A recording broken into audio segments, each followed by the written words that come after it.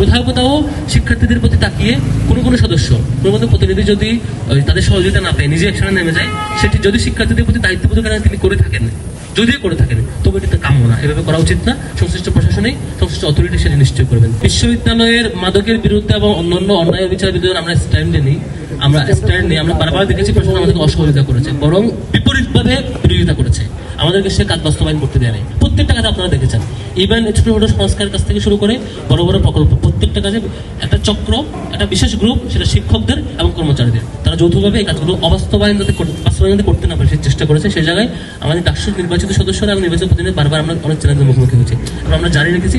এরপর আমাদের কমন জায়গা ছিল আমরা অ্যাডভোকেসি করি। সাপোজ মন্ত্রী সংস্কার একটা গ্রুপ করতে চাই, তারা এসে করে দিচ্ছে, আমরা তৈরি করেছি, বা প্রশাসন বাস্তবায়ন করতে চাই সেটা করে।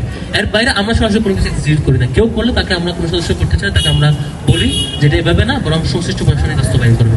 কোথাও কোথাও শিক্ষার্থীদের প্রতি তাকিয়ে কোনো সদস্য কোনো প্রতিনিধি যদি তাদের সহযোগিতা না পায় নিজে একসাথে নেমে যায়, সেটি যদি শিক্ষার্থীদের প্রতি দায়িত্ববোধের কারণে তিনি করে থাকেন, যদিও করে থাকেন, তবে এটা কাম্য না, এভাবে করা উচিত না। সংশ্লিষ্ট প্রশাসনেই সংশ্লিষ্ট অথরিটি সেটি নিশ্চয় করবেন। এর বাইরে ব্যর্থ ঘটলে সেটি ওই ব্যক্তির প্রতি আমাদের প্রত্যেক ব্যক্তির প্রতি আমাদের এই রিকোয়েস্টটা করা আছে যে আমরা সংশ্লিষ্ট অথরিটি দিয়ে কাজটা করবো, আমরা অ্যাডভোকেসি করবো, এভাবে আমাদের পলিসি।